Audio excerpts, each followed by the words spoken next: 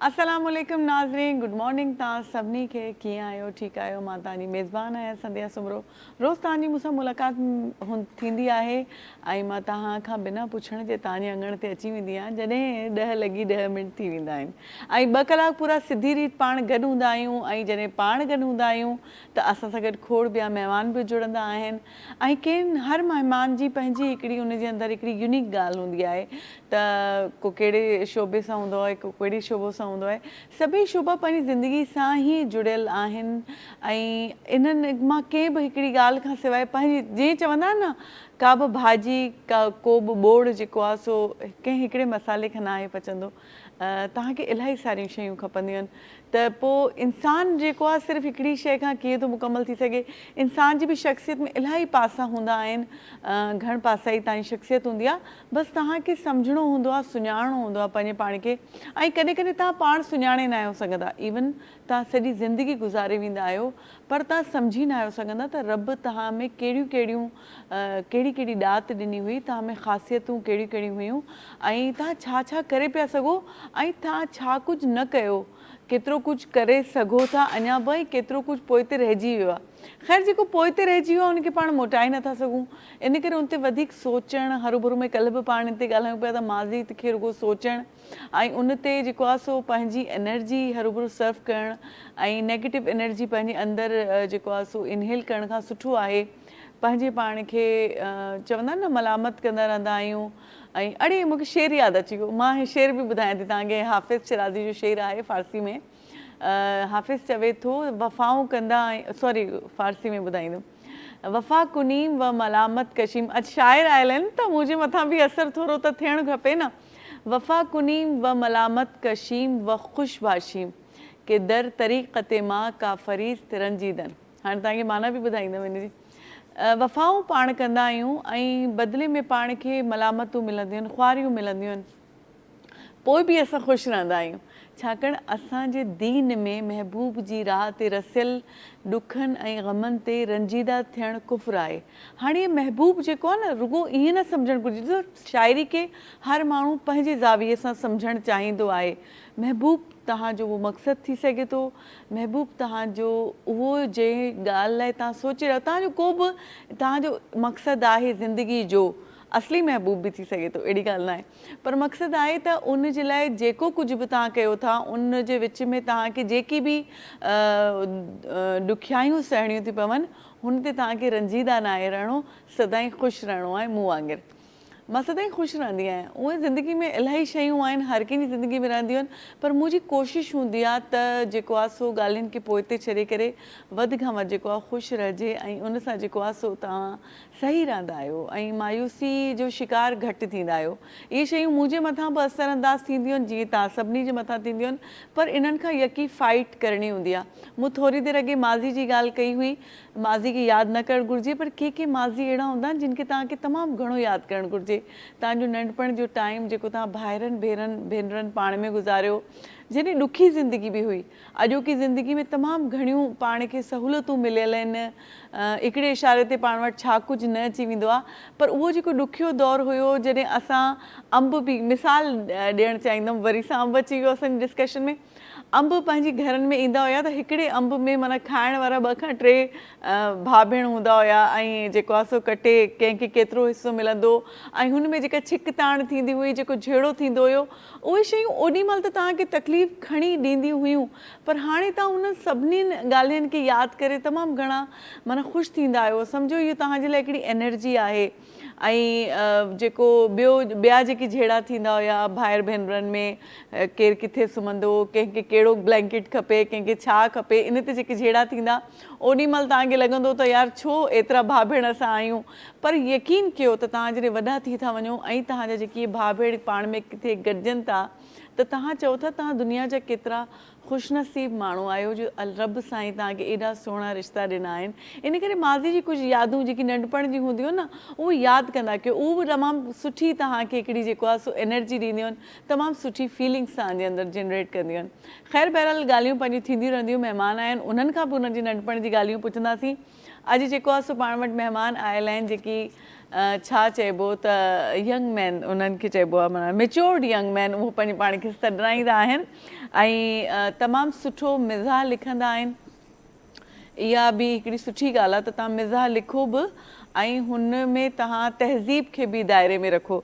मिज़ाह तमामु सुठो लिखंदा आहिनि, शाइर बि आहिनि, एक्टिंग पिणु कंदा आहिनि। तव्हां उनखे इलाही ड्रामनि में ॾिठो हूंदो।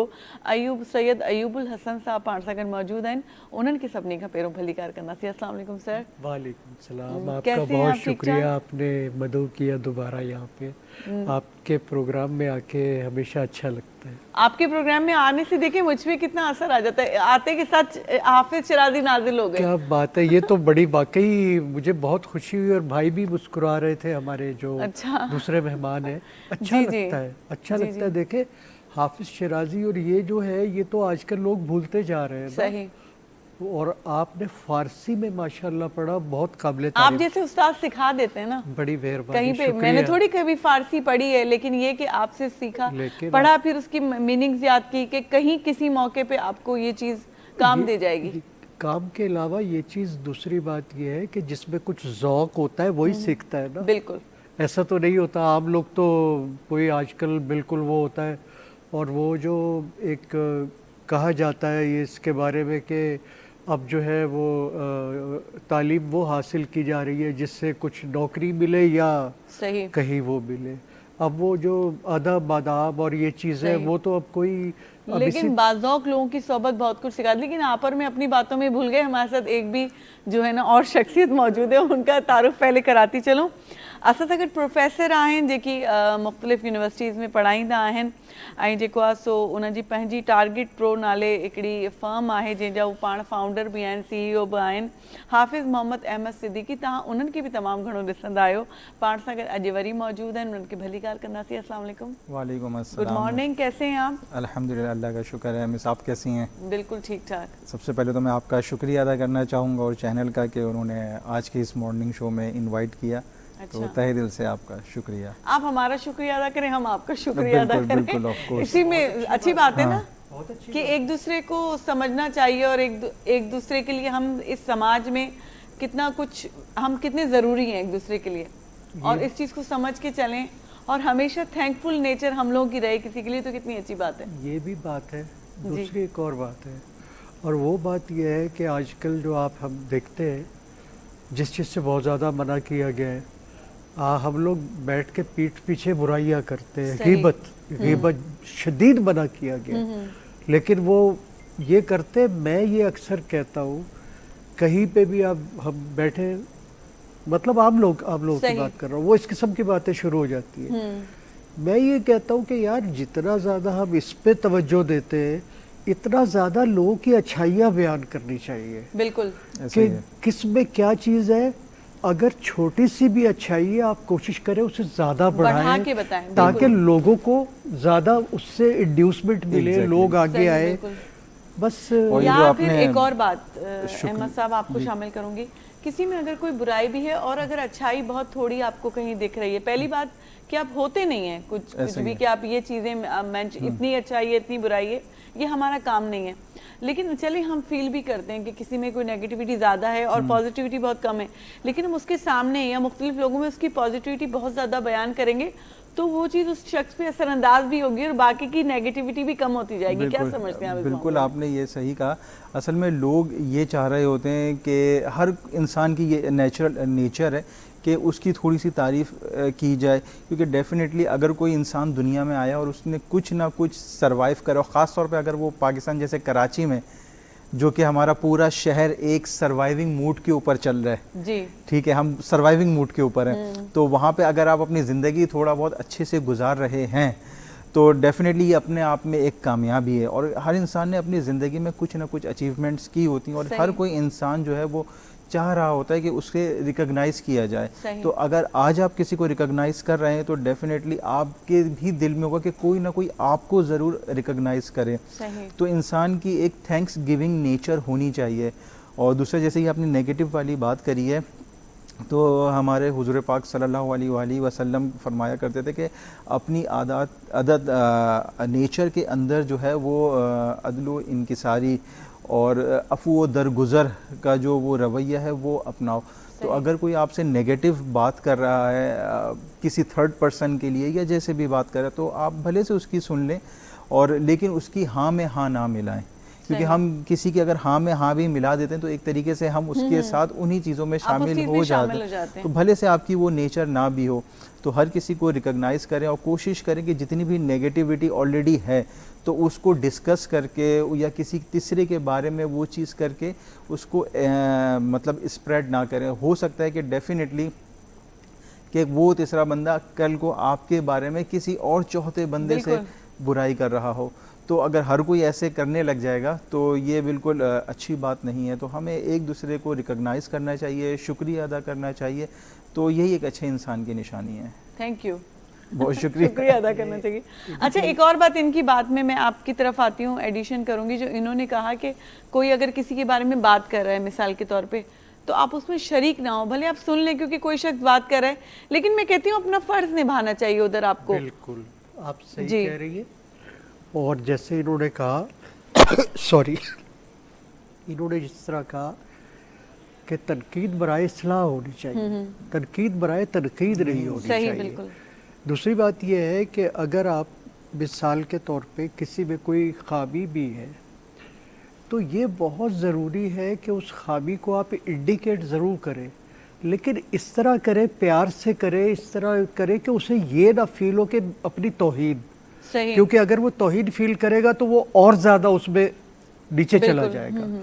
अगर कोई चीज़ आप फील करते हैं, और अक्सर इसका ये तरीका, जैसे मैं तो अक्सर ऐसे करता हूँ, अगर मुझे कहीं कोई चीज़ फील होती है तो मैं बजाय इसके कि मैं ये कहूँ कि एक मिसाल है, ये मेरे प्यारे दोस्त हमारे साथ जो मौजूद हैं और ये भी माशाल्लाह बहुत अच्छे हाई लेवल की टीचिंग कर रहे हैं, तो इनको ये सारी चीज़ें तो वो होंगी।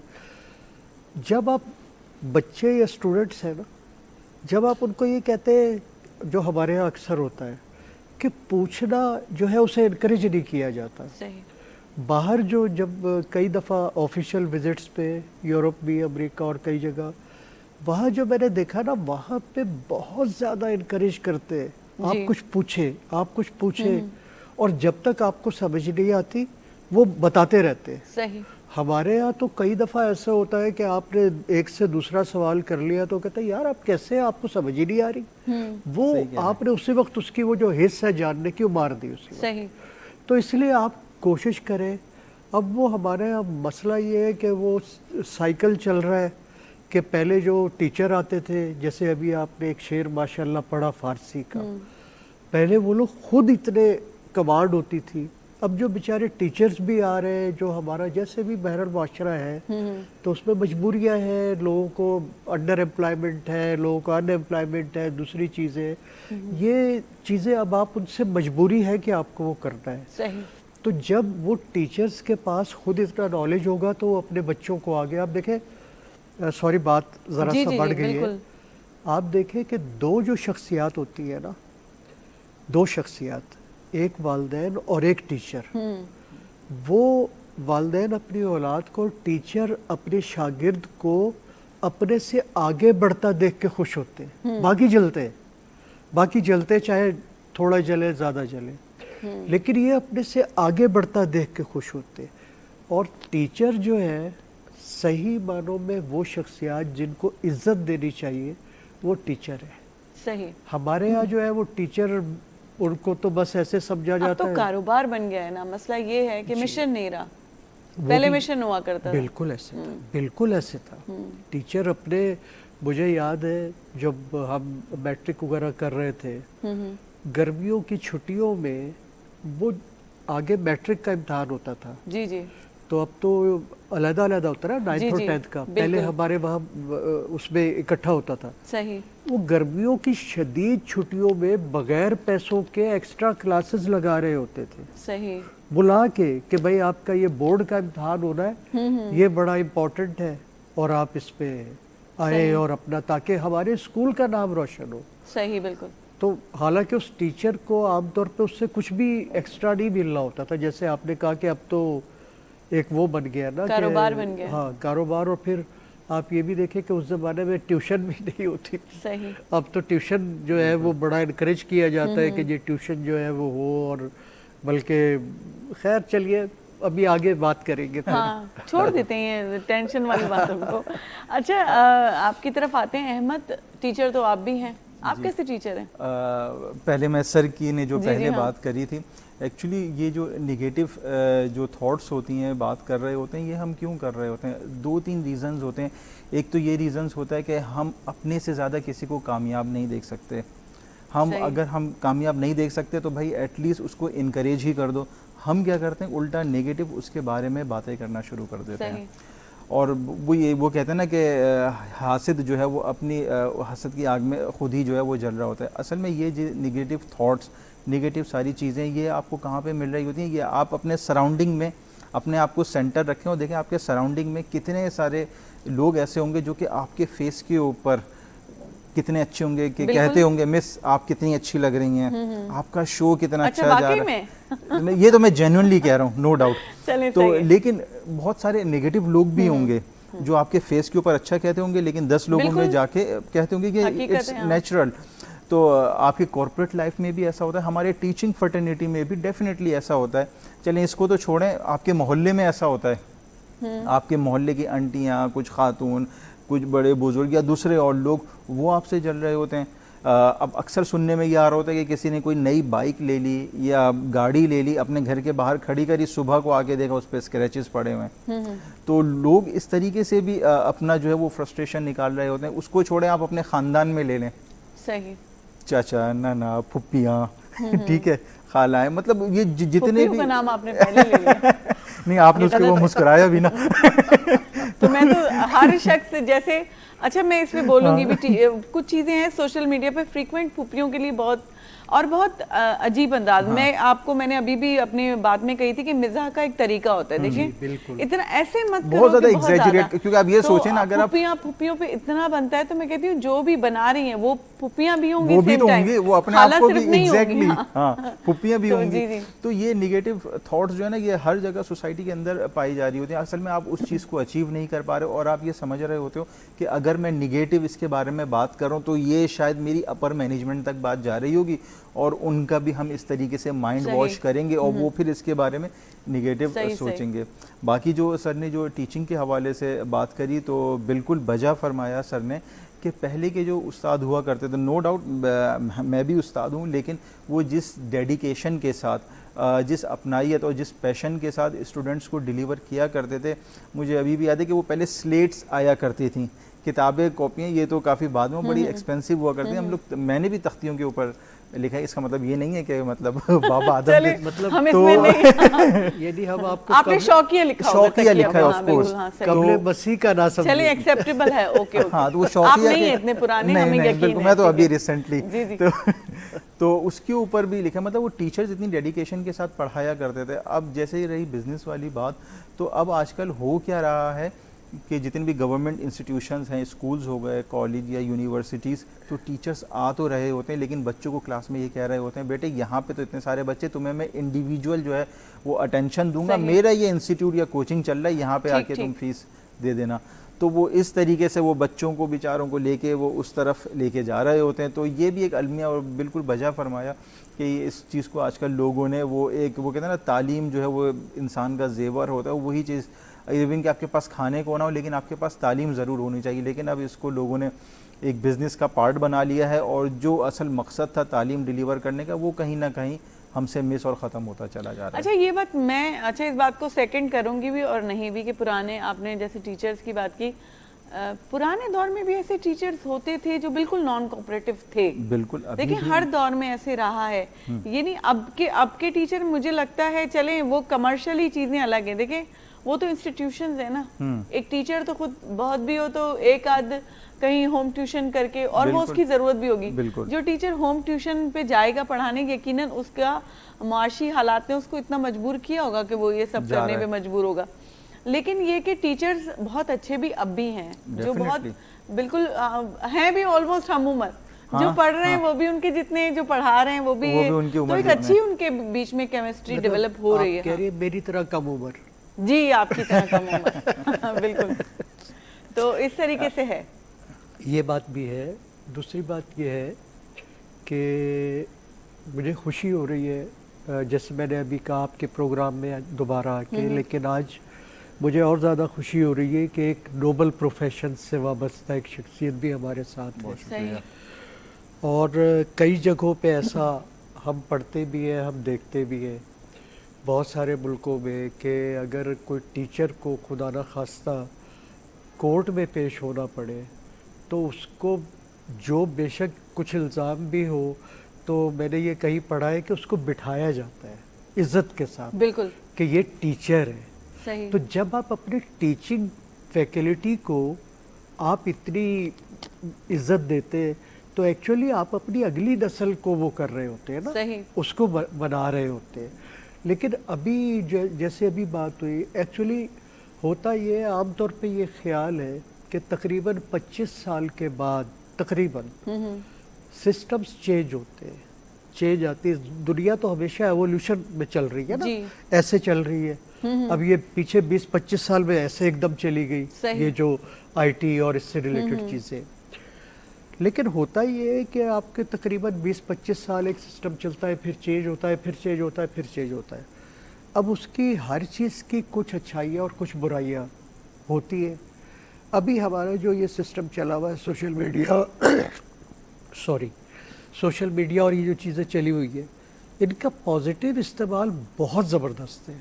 सही। लेकिन इसका नेगेटिव भी आप देखती हैं। जब वो नेगेटिव जो है, बाज़ औक़ात ये होता है कि वो इतना ज़्यादा तकलीफ दे हो जाता है कि वो पॉजिटिव चीज़ें भी उसकी वजह से अंडरमाइन होने लगती है। ये नहीं होना चाहिए। पॉजिटिविटी आपकी प्रिवेल करनी चाहिए।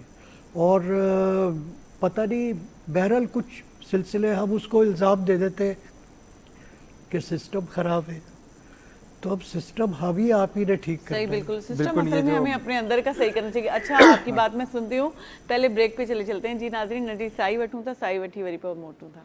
जी नाज़रीन, साई खां पोइ वरी तव्हां सां गॾु आहियूं। ऐं साई ते वञण खां अॻु में असां वटि जेके मेच्योर्ड यंग मैन आहिनि उहो चवनि पिया त सोशल मीडिया में पॉजिटिव शयूं वधीक आहिनि, पर नेगेटिविटी खे वधीक डिस्कस कयो वेंदो आहे। आख़िर इहो सोशल मीडिया पंहिंजी जान नथो छॾे, नई सोशल मीडिया जी जान असां छॾींदासीं। ख़ैर, इहे त ॻाल्हियूं हलंदियूं रहंदियूं। नेगेटिविटी ऐं पॉजिटिविटी जे विच में जेका वेड़ आहे उहो सदाईं पॉजिटिविटी ई खटंदी आहे, इहो ॿुधी वठो। अच्छा, जेको आहे सो पाण सां गॾु अहमद मौजूदु आहिनि। उन्हनि जे हुअण जो पाण फ़ाइदो वधीक वठंदासीं। त असांजा ॿार जेके आहिनि, अहमद ई आहिनि जेके ॿाहिरि मोकिले रहिया आहिनि, उन्हनि खां पुछूं था इहे छो करे रहिया। सॼी क्रीम जेका आहे सा उथी करे ॿाहिरि हली वेंदी आहे, पोइ असां हिते कीअं कंदासीं? असां वटि कहिड़ी क्रीम बचंदी जेके असां सॼींदासीं, उन सां पाण डिस्कशन कंदासीं। अच्छा अहमद, सबसे पहले तो ये बताएं, टारगेट प्रो आपकी जो फार्म है, थोड़ा सा इसको एक्सप्लेन कीजिए कि इसके फ्लैग के नीचे आप क्या कर रहे हैं? इसके बताने से पहले मुझे इसका थोड़ा सा बैकग्राउंड बताना पड़ेगा। एक्चुअली मेरा जो कॉर्पोरेट एक्सपीरियंस है वो तकरीबन कोई 13+ ईयर्स का रहा है। सही। तो कॉर्पोरेट लेवल के ऊपर मैंने कोई तकरीबन डिफरेंट डिपार्टमेंट्स में जॉब करी है। Warehouse department, procurement, sales, marketing, different departments में। तो जब मुझे काफ़ी अर्सा हो गया जॉब करते हुए और मेरे क्लाइंटेल बहुत अच्छी बन गई, और इस दौरान 13 साल में ये अच्छी बात रही कि मैं जिस फर्म के साथ भी रहा वो एक इंडेंडिंग फर्म थी, यानी कि हम पाकिस्तान में लोगों से, इंडस्ट्रीज से काम पकड़ते थे और उनको जो मशीनरीज या कोई भी चीज़ चाहिए होती थी वो हम सिर्फ उनको इम्पोर्ट करवा के देते थे। ठीक। और इस दौरान एक और अच्छी बात ये रही कि मेरा जो विजिट्स होते थे वो oil and gas sector, cement sector, textile sector, sugar, food, energy, chemical, petrochemicals, ये बहुत बड़े बड़े सेक्टर्स हैं। इन सेक्टर्स के ऊपर जाना, मैं एक 2 महीने कराची से बाहर रहता था विजिट्स के ऊपर। इस्लामाबाद, लाहौर, झंग, मुल्तान, शेखुपुरा, और फिर 1-1.5 महीने के बाद वापस आता था। तो I have a lot of enquiries. जब मेरी क्लाइंटेल अच्छी बन गई और कुछ अरसा पहले 2016 की बात होगी, मैं कुछ अरसे के लिए जॉबलेस हो गया। तो मैंने कहा जब तक कोई जॉब नहीं मिल रही है तो why don't I should go for to establish my company. तो फिर मैंने उसी वक्त जो है वो 1-1.5 महीने के अंदर वो मैंने इस्टेब्लिश करी, और मीनवाइल जितने भी कॉन्टैक्ट्स थे उन सबको मैंने अप्रोच करना शुरू किया। तो 6 महीने तक तो मैं अप्रोच ही करता रहा।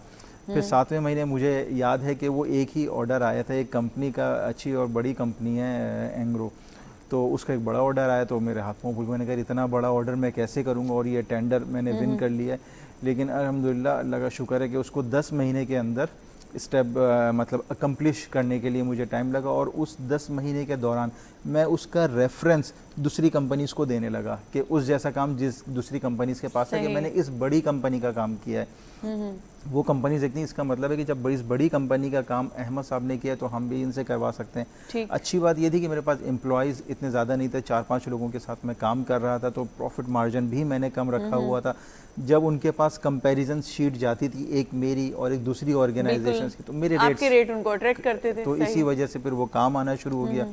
तो इस तरीके से वो फिर सिलसिला इस तरीके से शुरू हो गया। तो इसमें मैं क्या कर रहा होता हूँ, इंपोर्ट एंड एक्सपोर्ट चीज़ों की कर रहा होता हूँ। ज़्यादातर मैं पेरिशेबल आइटम्स की कर रहा होता हूँ। सही। यानी कि यहाँ से अगर बाहर आम भेजने हैं या प्याज या आलू वगैरह या दूसरी और चीज़ें अगर मुझे एक्सपोर्ट करनी है तो वो भेज रहे होते हैं। इसके अलावा इंडस्ट्रियल इक्विपमेंट्स आपको हम ढूंढ रहे हैं, वैसे आप बात कंप्लीट कर लें फिर हम बात करें। तो जैसे कि इंडस्ट्रियल इक्विपमेंट्स चाहिए होती हैं, लिफ्ट्स लगानी होती हैं, फिर ड्रिलिंग के लिए मशीन्स चाहिए होती हैं जो कि हम अंदरून सिंध या KPK में जाके कर रहे होते हैं। गवर्नमेंट के टेंडर्स होते हैं, हैवी मशीनरीज होती हैं, तो वो फिर हम इंपोर्ट कर रहे होते हैं यहाँ की। और इसी ऑर्गेनाइजेशन के अंदर जो है, जो कि एक मेरा फेवरेट डोमेन है स्पीकिंग करना, तो इंडस्ट्रीज़ में जो वही इंडस्ट्रीज़ हैं उनको मैं एक और प्रपोजल ये दे रहा होता हूँ कि आपकी इंडस्ट्री के अंदर आकर मैं लोगों को ट्रेन कर सकता हूँ रिगार्डिंग सेल्स के ऊपर। इसके मैं ट्रेनिंग दे सकता हूँ। इसके ऊपर इंडस्ट्रियल लॉज हो गए, कॉन्फ्लिक्ट मैनेजमेंट हो गया, वर्क प्लेस इन हरासमेंट हो गया, प्रोडक्शन के ऊपर सेशंस हो गए, तो वो भी साइड बाय साइड वो चीज़ें चल रही होती हैं। तो target pro training and consultancy, तो इसके बैनर तले ये इसके बैनर तले आप ये अच्छा आप ये बताएं, हमारे सारे अच्छे आम बाहर क्यों भेज देते हैं आखिर? अभी आप पैसे ज़्यादा नहीं, आपको दे देंगे। नहीं, पहला हक तो हमारा है ना, जहाँ पे प्रोडक्शन हो रही है। जो ये कहते हैं चिराग तले अंधेरा, हमारे पास इतना अच्छा आम आ रहा है, जो भी हमारे फ्रूट वेजिटेबल्स हैं, कहते हैं दुनिया में किसी ऐसा टेस्ट ही नहीं है चीज में। बिल्कुल। आप उठा के सारा बाहर भेज देते हैं। अब डेफिनेटली हमें प्रॉफिट वहाँ से ज़्यादा, और नो डाउट कि असल में होता यही है, क्योंकि जितनी आपकी अच्छी प्याज होती है या आलू होते हैं, ये हम सारा एक्सपोर्ट कर देते हैं। क्योंकि बाहर अगर आप जाके देखें ना ग्रेप्स अंगूर, तो वो आपको 6 ग्रेप्स जो है ना वो $3 के मिल रहे होते हैं। सही। और यहाँ पे आप पूरा बंच ले आएंगे 200 रुपए का।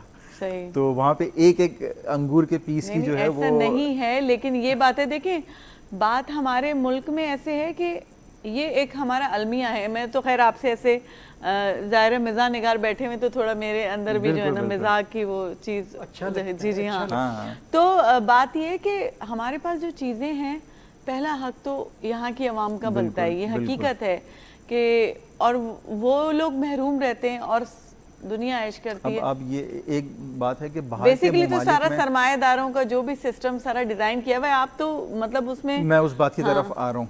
अब पता है कि हमारा जो एशियन कंट्रीज़ है, अल्लाह ताला का ये ख़ास करम है, मैं पाकिस्तान की बात कर रहा हूँ, कि यहाँ पे सूरज जो है वो हमारी फसलों को पकाता है। बाहर के ममालिक में सूरज नहीं निकलता, इस वजह से उनके पास ये वेजिटेबल्स फ्रूट्स इनकी जो पैदावार है वो उस तरीके से नहीं होती है। अगर हम उनको नहीं भेजेंगे तो उनका ख्याल कौन रखेगा? अच्छा। तो ये जिम्मेदारी कुछ लोगों ने उठाई मतलब कि हम सबको लेके साथ चलना है। जो आम नहीं खा सकते उनके पास आम नहीं, तो कुछ तो हमें भेजना है ना। और अगर हम थोड़ी सी ख़राब क्वालिटी भेजेंगे तो भेजने का प्रोसेस है 1 महीना, तो सोचें उस आम की हालत 1 महीने में पहुंचते हुए क्या हो जाएगी। तो नो डाउट ये रेफ्रिजरेटर कंटेनर्स होते हैं उसमें जा रहे होते हैं, लेकिन फिर भी जब आम दरख्त से टूट गया फिर समझें उसके बाद उसका डाउनफॉल शुरू हो जाता है आम का, वो ख़राब होना चाहिए। तो हमें एज सुन एज पॉसिबल थोड़ा सा कच्चा और अच्छा आम बग़ैर दाग वाला वो हम कोशिश करते हैं कि बाहर भेजें, क्योंकि अगर हम दाग वाला या वो कारपेट में पका के अगर हम उसको बाहर भेजें तो वो 1 महीने तक वहाँ पहुँचते हुए सिर्फ गुठली उनको मिल रही होगी। हाँ नहीं, वो बात है बिल्कुल। अच्छा हमारा इम्प्रेशन है ना, हम यहाँ पे कोई चीज़ वहाँ भेजनी है तो हम अच्छी ही भेजेंगे, लेकिन यहाँ वालों के लिए भी हमें अच्छी चीज़ रखनी है। बिल्कुल। या मार्ट्स वगैरह या जो अच्छी जगहें हैं तो वहाँ पे भी अच्छी क्वालिटी का आम बिल्कुल मिल रहा होता है। ऐसा नहीं है कि हम 100% भेज देते हैं, डेफिनेटली कुछ % हम यहाँ पे भी पाकिस्तान में। आपको अच्छे आम मंगवाने हो ना तो अहमद साहब से रब्ता कीजिएगा। अच्छा, क्योंकि अच्छा हाँ जी हाजिर भाई, तो ये अब इन्होंने तजवीज़ दी है तो आप हमें भी भेजिएगा, और चूंकि तजवीज़ कुरिंदा ही है तो इनको भी भिजवाइए। बिल्कुल। मैंने तो इसलिए कहा ना कि मतलब भला मेरा भी हो जाएगा इस चक्कर में। अच्छा चलिए, अब आप आते हैं जो दूसरा आप करते हैं। आपने पहले भी एक मुलाकात में जिक्र किया था कि आप किसी ऐसी फर्म के साथ एसोसिएट हैं जो कि बच्चों को बाहर की स्कॉलरशिप्स वगैरह दिलवाने में और उसमें आप हेल्पफुल करते हैं। ये लेकिन उससे पहले हम इनका पॉइंट ऑफ व्यू ले लेते हैं कि ये इस बात के हक में है। हाँ हाँ हाँ, बिल्कुल बिल्कुल। बच्चे जो हमारे सारे बाहर चले जाते हैं, अक्सर एक दो नस्लों के बीच में एक तजाद है, हम उस पर बात करते हैं कि कुछ लोग जैसे एक वालिदैन बच्चों को बड़ा करते हैं, एक होता है ना कि बच्चे चले जाते हैं बाहर फिर वो लौटते नहीं हैं। आप भी इन तरह के जज्बात से गुजरते होंगे, आपका अपना पॉइंट ऑफ व्यू क्या है कि क्या करना चाहिए हमारे बच्चों को?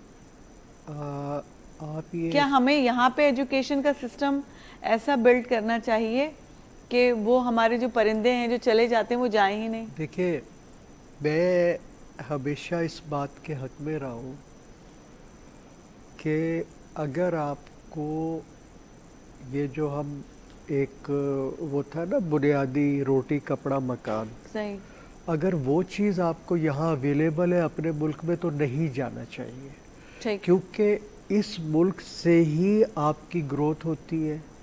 इसी मुल्क ने आपको पढ़ाया लिखाया, आप पे इन्वेस्ट किया, तो सबसे पहला हक इस मुल्क का है हमारे ऊपर। बिल्कुल। मुझे बहुत सारे चांस मिले बाहर जाने के, लेकिन मैं नहीं गया इसी जज्बे के तहत कि मुझे यहाँ रहना है। सही। इस मुल्क को मैंने, इस मुल्क ने मेरे ऊपर इन्वेस्ट किया, मुझे यहीं से खाना पानी सब कुछ मिला है। सही।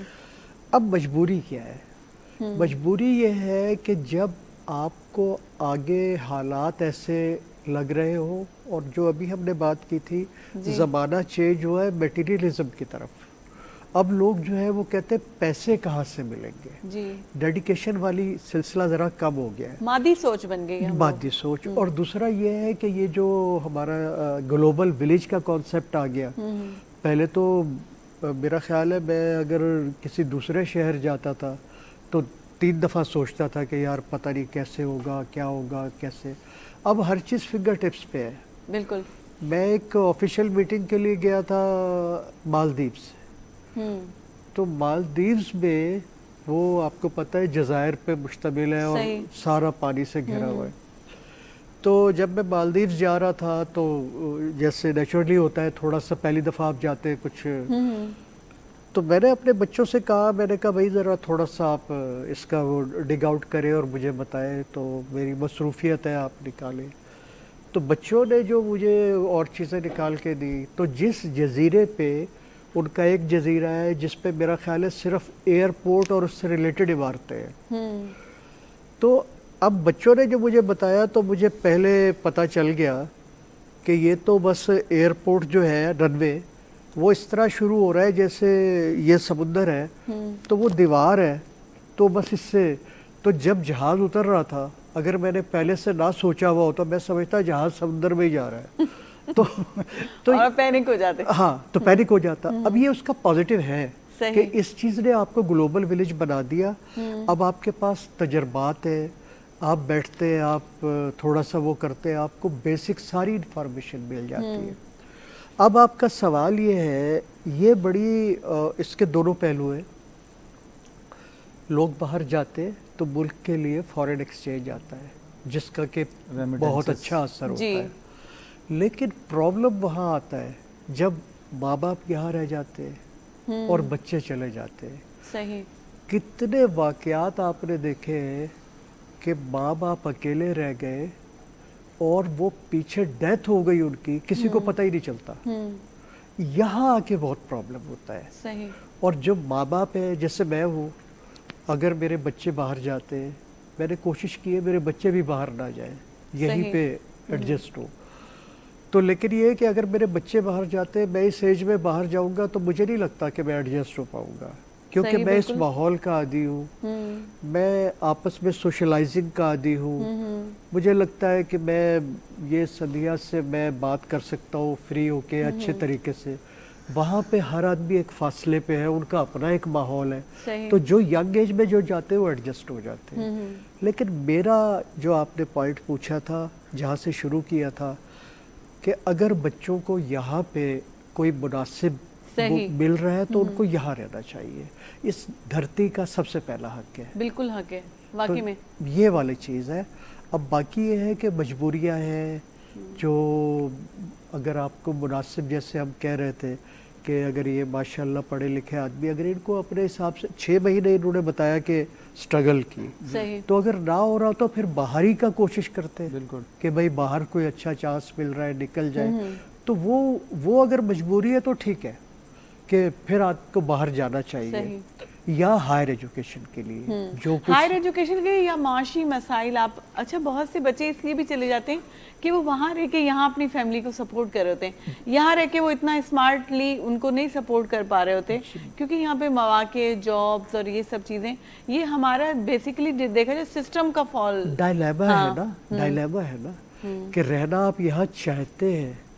बहुत से लोग हैं, मेरा एक भतीजा है, बिल्कुल, मेरा भतीजा वो है, मिस करते हैं। हाँ, मेरा भतीजा है, वो एक खलीजी मुल्क में गया और अच्छी जॉब पे गया, लेकिन उसका दिल नहीं लगा। सही, उसे लगा कि यार मुझे वहाँ जो है ना, मेरे यार दोस्त मेरे सही, वो वापस आ गया। यानी कि एक अपने माहौल को मिस कर रहा था, या वो जो अब क्या है, वहाँ के मुकाबले में जो तनख्वाह यहाँ मिल रही थी अल्हम्दुलिल्लाह मुनासिब जॉब है, लेकिन उसका मुकाबला नहीं है जो बाहर मिल रही थी। लेकिन उसने किस चीज़ को प्रेफर किया कि मेरी ये ज़िंदगी है, मुझे एंजॉय करना चाहिए अपने लोगों में, सही, और मुझे यार दोस्त वही सोशलाइजिंग वाला कि, तो ये भी एक कॉन्सेप्ट है ना। बिल्कुल। तो मेरा तो यही आपका है, अपना पॉइंट ऑफ व्यू ये है कि नहीं जाना चाहिए, हर अगर मुमकिन कोशिश करनी चाहिए यहाँ पे सरवाइव अगर करने आप की। यहाँ मुनासिब तरीके से रह सकते हैं। देखे ना, एक ख़ास हद तक ज़रूरियात है, इससे ऊपर थोड़ी सी लग्जरी कह ले, थोड़ी सी, सही, इससे ऊपर तो फिर बाकी वही है ना कि कोई हद नहीं है, फिर आप बस बिल्कुल आपकी ख्वाहिशात की कोई हद नहीं है। हद नहीं होती। हाँ वाकई में। अच्छा खैर, इनका पॉइंट ऑफ व्यू तो आ गया, अपनी जगह सही है। हमारे सब बिल्कुल। जो बड़े हैं वो कहाँ चाहते हैं उनके बच्चे चले जाएं। एक आप आहिस्ते आहिस्ते एक तन्हाई की तरफ जा रहे हैं, सब लोग जा रहे हैं। अब वो तो नहीं है, जिन्होंने जाना होगा उन पे ये बातें, मैं सच बोलूं, असर भी नहीं करेंगी। जिन्होंने ये सोचा हुआ है कि उन्हें जाना है, जाना है। तो ऐसे ही होता है, कुछ लोग जाते हैं, कुछ वापस आ जाते हैं। ये चेन जिंदगी की, आप कोई भी दुनिया की तहरीकें, इनकलाब देख लें, यूं ही सिलसिला चलता है। चले हम इस पे तो खैर उस पे बात ही नहीं अभी हमें करनी। तो आप किस पे आते हैं कि किस तरीके से आप ये सारा जो है ना बच्चों को भेजने का जो भी आपने बनाया हुआ उनके साथ एसोसिएशन किस तरीके से करते हैं? मुझे बहुत अच्छा लगा कि आपको ये वाली बात अभी भी याद है, क्योंकि मुझे याद है कि आपने कहा था हम इसके ऊपर डिस्कस करेंगे किसी प्रोग्राम में, तो मुझे बड़ा अच्छा लगा। सर की बात से मैं 2-3 बातें करना चाहूँगा, फिर आपकी इस बात की तरफ आता हूँ। एक बात मैं ऐड ऑन करना चाहूँगा, जो सर ने लास्ट में कहा कि तायुशात की तरफ चले जाते हैं। मैंने अपनी लाइफ को इवेल्युएट किया कुछ 5-6 साल पहले, और फिर मैंने ये देखा कि हर इंसान को अपनी लाइफ को 3 हिस्सों में बांट देना चाहिए। हम कहते हैं ना हमारी लाइफ बैलेंस नहीं है, ये तायुशात वाली बात कर रहा हूँ। तो हमारी लाइफ बैलेंस कैसे होगी? असल में हर इंसान को चाहिए कि वो अपनी लाइफ को 3 हिस्सों में बांट दे। पहली वो हिस्सा कि अगर आपकी कोई भी अर्निंग आ रही है, भले से आप जॉब कर रहे हैं या आपका अपना बिजनेस है, किसी भी तरीके से जो आपकी अर्निंग आती है, आपको पता है फॉर सपोज मेरे पास एक्स अमाउंट मेरे पास महीने के ऊपर आता है, तो आप सबसे पहले अपनी जो बेसिक नेसेसिटीज़ है ना, वो सारी आप अलग कर लें। लाइक आपके किचन के एक्सपेंसेस या आपकी मेंटेनेंस के एक्सपेंसेस, उस अमाउंट को आप अलग कर लें। दूसरा अमाउंट आपको रखना चाहिए अपनी सेविंग के लिए, उसी अमाउंट में से जो आप मंथली बेसिस के ऊपर उसमें कुछ ना कुछ करके सेव करते रहें। सही। और अगर उसके बाद अगर कुछ अमाउंट आपका बचता है, जो कि इस दौर के होते हुए नामुमकिन सी एक बात है, सही। लेकिन अगर कुछ बचता है तो वो फिर आप अपनी लग्जरी के ऊपर खर्च करें, बेसिक नेसेसिटी से हट के। यानी कि अगर आप एक शलवार कमीज़ या पैंट शर्ट जाके एक आम दुकान से ले सकते हैं, तो ये तो आपकी हो गया बेसिक नेसेसिटीज़। वो तीसरा पॉइंट जो आपके लग्जरियस में आ जाता है, उसमें अगर आपको किसी ब्रांड की तरफ जाना है तो डेफिनेटली अगर आपका बजट इजाज़त देता है तो आप 1 महीने में चले जाएं। तो कोशिश ये करें कि अपनी लाइफ को इन 3 हिस्सों में बांटें, और ज़्यादा फोकस जो शुरू के 2 पॉइंट्स हैं, एक तो बेसिक नेसेसिटीज़ और सेविंग की तरफ जरूर जाएं, क्योंकि ये सेविंग आपको आज नज़र नहीं आएगी, इसका रिटर्न आपको लेटर ऑन 40, 50 या 60 साल के बाद मिल रहा होता है। बाकी जो सर ने बात करी थी मैं थोड़ा बिल्कुल सर ने बजा बात फरमाई। मेरा पर्सपेक्टिव इस लिहाज से थोड़ा सा डिफरेंट है। मैं सोचता हूँ। वो ये सोचता हूँ कि अगर कोई माँ बाप अपने बच्चे को पढ़ाने के लिए बाहर भेज रहे होते हैं तो बैक ऑफ द माइंड माँ बाप के जहन में ये होता है, हम दोनों पर्सपेक्टिव से लेके चलते हैं कि एक तो उसकी हायर एजुकेशन भी अच्छी हो जाएगी और वहाँ रहते हुए वो कुछ ना कुछ, जिसको हम एक आम ज़बान में कहते हैं जुगाड़, तो वो कहीं ना कहीं स्लिप हो जाए या वहाँ पे स्टे करे और वहाँ पे जॉब करे, और जब वहाँ पे वो जॉब करके हमें डॉलर्स में जब हम कन्वर्ट करेंगे तो हमारे पास एक हेल्दी अमाउंट आ रहा होगा जो कि हमारी फैमिली को भी सपोर्ट कर रहा होगा और बच्चा भी वहाँ पे ग्रोथ कर रहा होगा। अच्छा, पेरेंट्स ने देखा अपना मफाद कि हमें भी वहाँ से आ रहा होगा, इसको मफाद तो मैं नहीं कहूँगा, लेकिन बच्चे को बाहर भेजा ना अपने दिल पे पत्थर मतलब मफाद हम इसको नहीं कह सकते, नहीं कह सकते, लेकिन ज़रूरत है। अच्छा, ऐसा नहीं है कि पाकिस्तान में ज़रूरतें नहीं है, आप उस एंगल से पाकिस्तान में ज़रूरतें तलाश कर ही नहीं रहे होते हैं ना, अपॉर्चुनिटीज़ क्यों नहीं है। मैं इतनी कॉन्फ्रेंसेज वर्कशॉप्स में जा रहा होता हूँ, हमारे पास इतने इन्वेस्टर्स बैठे हुए होते हैं, वो कहते हैं हमारे पास कोई अच्छे आइडिया तो लेकर आओ, हम पैसा लगाने को तैयार हैं। आप उनके पास जा ही नहीं रहे होते, आपने शुरू से अपना माइंड बनाया हुआ होता है मुझे बाहर जाना है या मुझे अपने बच्चे को बाहर भेजना है। अब फॉर सपोज आपने हायर एजुकेशन के लिए, पॉइंट ये भी है कि कुछ बच्चे जो जाते हैं उनके वालिदैन जिंदगी की जमा पूंजी खर्च करके उनको खर्च करके लगा रहे होते हैं, फिर वो वापस आ रहा होता है, समझे, वो एक तरीके, और अच्छी बात है, होना भी ऐसा ही चाहिए। अब एक बच्चे को अगर आपने हायर एजुकेशन के लिए भेज दिया, बच्चे की अच्छी, अब सोचें वो बच्चा वहीं पे पल रहा है, वहीं के माहौल में एडजस्ट हो रहा है, उसने वहाँ पे कॉलेज यूनिवर्सिटी जॉब करी, अब वो उस माहौल का जो है वो आदी हो चुका है। बात यह है कि जब आप अपने पेरेंट्स के साथ रोज़ रहते हैं ना, ये बड़ी इन डेप्थ बात मैं आपको बता रहा हूँ, तो माँ बाप से मोहब्बत आपकी एक अलग ही होगी। आप रोज़ घर जाते हैं, माँ बाप से मिलते हैं, एक ही घर में माँ बाप रहते हैं। अब एक बच्चे को जब आपने 15, 20, 10 साल के लिए बाहर भेज दिया, तो क्या वो मोहब्बत उसकी वैसी होगी जो घर में रहता हुआ रोज़ बच्चा अपने माँ बाप से मिल रहा होता है। तो डेफिनेटली मोहब्बत में अगर किसी शख्स से आप दूर हो जाएं और कम्युनिकेशन गैप आ जाए, उससे आप ना मिल रहे हो, तो ये नेचुरल प्रोसेस है कि एक बच्चा जो कि आपके माँ बाप के साथ डेली बेसिस के ऊपर रहता है, उनकी हर खुशी परेशानी तकलीफ में साथ दे, और वो एक बाहर बैठा हुआ, वो सिर्फ क्या मदद कर सकता है, वो आपको पैसे भेज सकता है। तो मोहब्बत में भी फ़र्क आ जाए, इसका मतलब ये नहीं कि उसकी मोहब्बत कम हो गई, लेकिन कहीं ना कहीं वो आपसे दूर है, आपसे इंटरेक्ट वो इतना नहीं कर रहा है। उस बच्चे के हिसाब से मतलब उसको आपके बगैर रहने का वो आदत पड़ चुकी होती है, वो वाली मोहब्बत नहीं रहती जो कि एक बच्चा रोज़ आप अपने माँ बाप के साथ रह रहा होता है। फिर वो के बच्चे के लौट के आने की उनको फिर होती है कि अब हमारा बच्चा, ठीक है। और लेकिन आपकी बात को हम कंटिन्यू करते हैं, थोड़ा सा हम भी चाय पीना चाहते हैं, चाय से चाहत बढ़ती है। नाज़रीन, नंढी साई वठूं था, तव्हां ख़बरूं ॾिसो ऐं असां वरी मोटी था अचूं चाय पी करे।